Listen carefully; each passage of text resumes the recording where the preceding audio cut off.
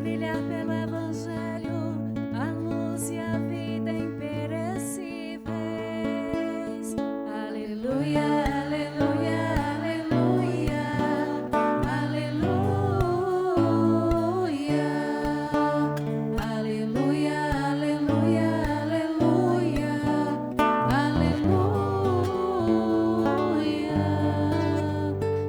aleluia, aleluia, aleluia, aleluia, aleluia, aleluia, aleluia.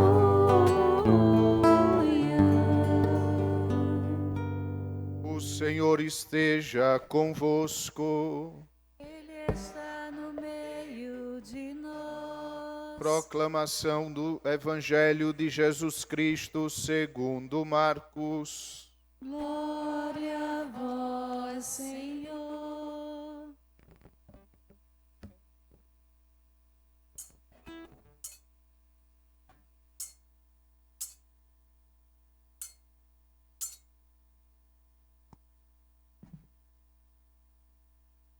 Naquele tempo, Jesus saiu de Jericó, junto com seus discípulos e uma grande multidão. O filho de Timeu, Bartimeu, cego e mendigo, estava sentado à beira do caminho. Quando ouviu dizer que Jesus, o Nazareno, estava passando, começou a gritar: Jesus, filho de Davi, tem piedade de mim. Muitos o repreendiam para que se calasse, mas ele gritava mais ainda: Filho de Davi, tem piedade de mim. Então Jesus parou e disse: Chamai-o. Eles o chamaram e disseram: Coragem, levanta-te, Jesus te chama. O cego jogou o manto, deu um pulo e foi até Jesus. Então Jesus lhe perguntou: Que queres que eu faça? O cego respondeu: Mestre, que eu veja.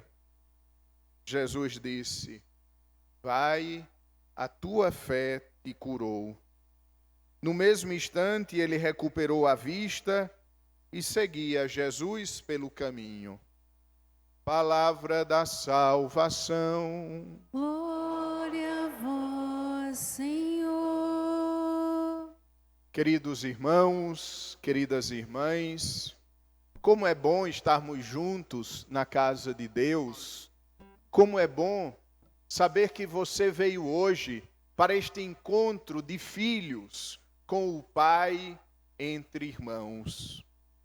Gostaria de propor uma meditação sobre o Evangelho a partir dos passos que nós encontramos no Evangelho. Nós poderíamos pensar que o Evangelho de hoje se resume a uma cura. Jesus curando um cego.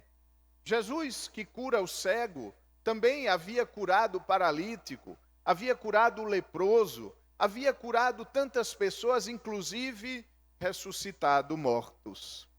Porém, o Evangelho de hoje vai além de uma cura física. O Evangelho de hoje é um percurso que cada um de nós precisa realizar. O Evangelho de hoje é um itinerário. O Evangelho de hoje é uma receita. Então eu gostaria que agora nós mergulhássemos nesse Evangelho para descobrirmos juntos, pela ação do Espírito Santo que ilumina o nosso coração, descobrirmos juntos qual é o itinerário, qual é a receita, quais são os passos. Primeira coisa, Bartimeu, filho de Timeu, cego e mendigo. Não bastava ser cego, também era mendigo. Vivia pedindo esmolas. Estava sentado à beira do caminho. O que significa estar sentado à beira do caminho? Significa estar jogado naquele lugar onde as pessoas usam para passar. O caminho não é lugar para estarmos parados. O caminho é lugar de passagem. E ele estava estagnado. Ele estava parado na vida. Todos progrediam. Ele, pelo contrário, apenas estava ali, parado no caminho. Mas ele parado, ele jogado na sarjeta da vida, acontece algo inesperado. Jesus passa naquele caminho. Aqui é o segundo elemento. É bem verdade que muitas vezes nós nos encontramos também parados no caminho da vida. Nos encontramos também no fundo do poço. Dizia ontem, repito hoje, o fundo do poço é um lugar muito bom para se estar, porque do fundo do poço só existe apenas uma direção, é a saída, é voltar para a superfície. Aquele homem parado na beira do caminho deixa Jesus passar na sua vida. É interessante que Jesus passa na vida das pessoas nos momentos de dificuldades. Quantos de nós não sentimos Jesus próximos a nós no momento exatamente da dor, no momento da dificuldade, no momento da incompreensão, no momento da tristeza? Jesus escolhe este momento por dois motivos. Primeiro, porque Jesus não nos quer parados na beira do caminho. Então ele vem ao nosso encontro. Segundo motivo, quando nós estamos mal, quando nós estamos péssimos, quando nós estamos no fundo do poço, nós estamos desarmados. Nós não confiamos em nós. Então podemos confiar em Deus. E Ele pode vir ao nosso encontro. Primeiro momento, parado no caminho. Segundo momento, Jesus passa. Terceira coisa, Bartimeu grita: Jesus, filho de Davi, tem piedade de mim. O que é esse grito? Esse grito é a oração. Amados irmãos, a gente precisa recuperar a oração enquanto um grito da nossa alma. Às vezes a nossa oração é conformada demais. Às vezes a nossa oração é uma cantilena de coisas, de preces. E nos esquecemos que a verdadeira oração é um grito para os céus. Jesus, filho de Davi, tem piedade de mim. Mas o que aconteceu? As pessoas elogiaram o cego que gritava. As pessoas disseram: muito bem, ceguinho, você está no caminho certo. Você está pedindo a Jesus. Não, as pessoas não fizeram isso. As pessoas mandavam que ele se calasse. Aqui é o outro elemento. Quando a gente está progredindo na fé, quando a gente está começando a fazer oração, quando a gente está vindo à missa todos os domingos, não espere aplauso do mundo, não espere elogios, não espere uma medalha, espere pelo contrário, o mundo mandando você se calar. Espere pelo contrário, o mundo tentando desencorajar vocês. Aliás, existem dois tipos de desencorajamento. Existe o desencorajamento externo, que às vezes vem da nossa família, às vezes vem de uma pessoa que nós confiamos tanto, e ela nos diz: para que esse negócio de missa? Precisa ir à missa todo domingo, precisa buscar a Deus. Ou às vezes nós mesmos nos desencorajamos, nós mesmos nos mandamos calar a boca. Quantas vezes nós já dissemos para nós mesmos: para que rezar? Você está rezando tanto e não está vendo resolução. Mas o que é que o cego faz? Obedece quem manda ele se calar? Não. Quanto mais as pessoas mandavam ele se calar, mas ele gritava mais forte ainda.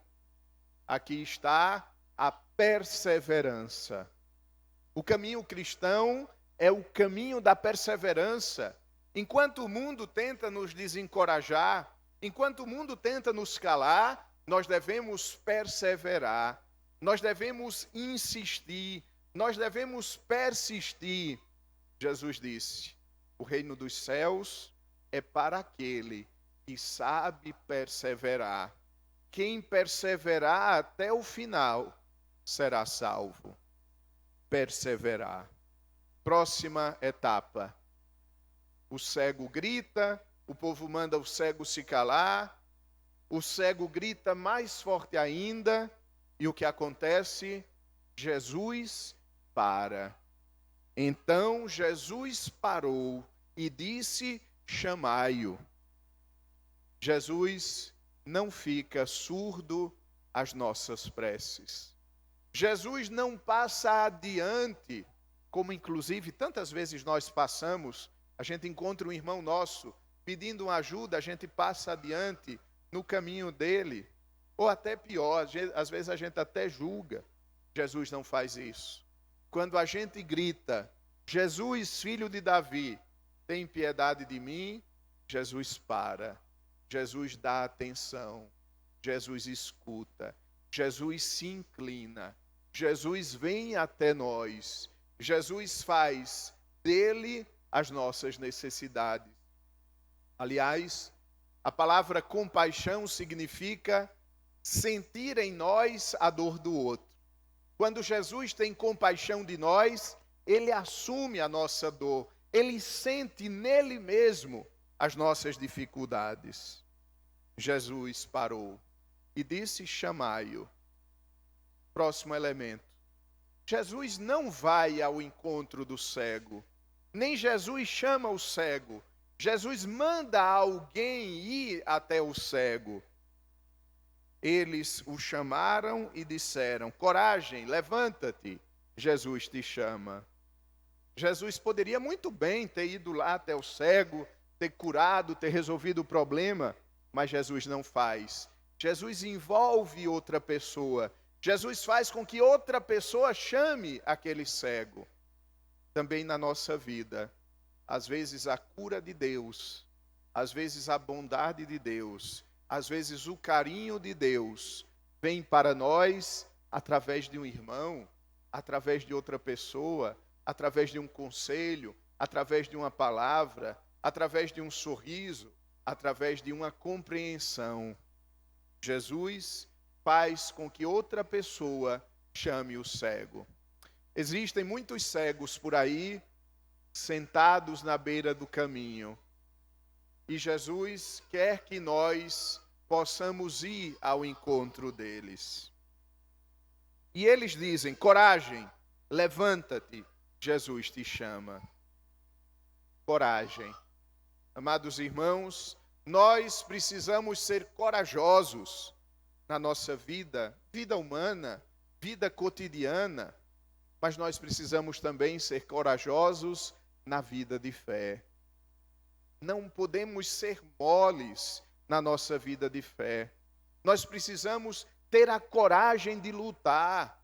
Jesus disse: o reino dos céus é para os violentos.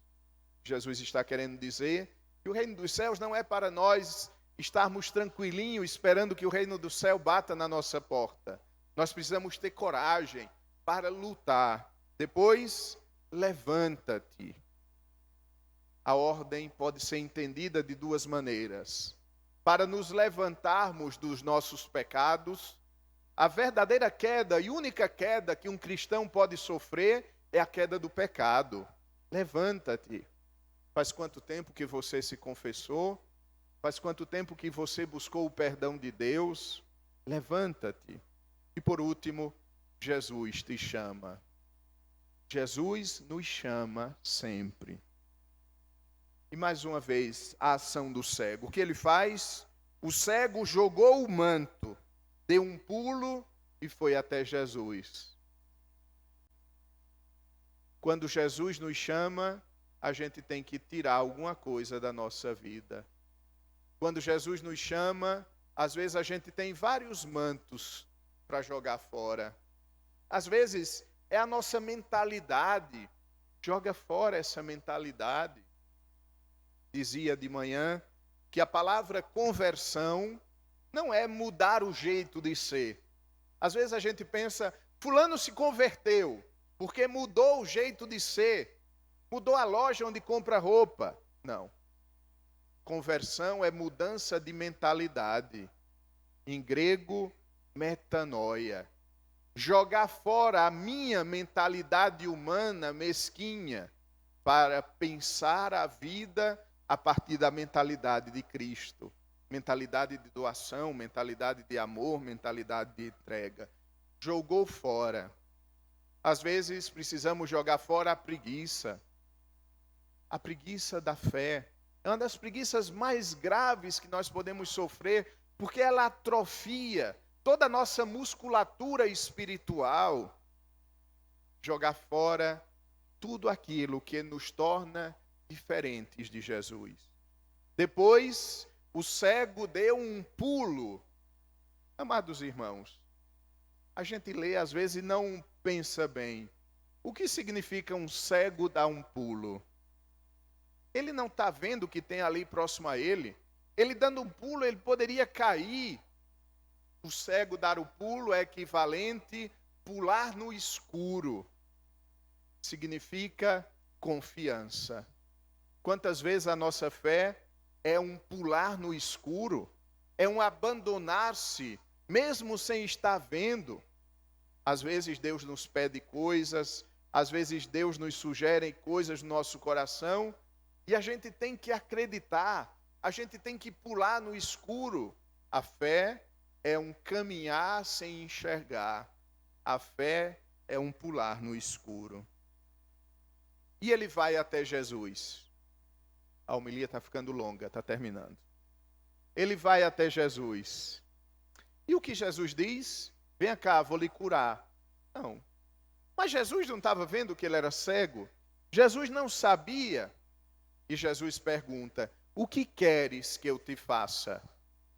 A oração não é para a gente informar a Deus como se ele não soubesse. A oração é para nos formar. Às vezes o que Jesus está esperando é que a gente diga as coisas a ele, é que a gente fale, é que a gente peça. Nosso coração precisa ser aberto por dentro. Nós precisamos externar as nossas necessidades. Como seria bom vir ao sacrário durante a semana e dizer a Jesus onde o sapato aperta, quais são as dificuldades. Jesus está aqui no sacrário dizendo para nós, o que queres que eu te faça? Eu quero te dar tudo, basta que você me peça. O cego respondeu, mestre, que eu veja. Jesus então curou, vai, tua fé te curou. Última coisa, no mesmo instante ele recuperou a vista e seguia Jesus pelo caminho. Aqui está a chave de ouro. Aqui está a cereja do bolo. Quem passa por esse percurso tem que seguir a Jesus. Às vezes a gente fica até a cura. Às vezes a gente não dá o último passo. Não existe cristianismo sem seguimento. Não existe cristianismo sem estar ao serviço de Jesus, sem colocar o nosso pé nas marcas que Jesus deixou neste mundo. No mesmo instante, recuperou a vista e seguia a Jesus pelo caminho. Agora você ligue o fim do evangelho ao começo. Ele estava sentado na beira do caminho. Agora, ele está seguindo Jesus no caminho. Agora a vida dele não está estagnada. Agora a vida dele está progredindo com Cristo para o céu. É isso que Jesus quer de mim, quer de cada um de nós. É esse o sonho de Deus, que seja também o nosso sonho. Creio em Deus Pai, Criador do céu e da terra, e em Jesus Cristo, seu único Filho, nosso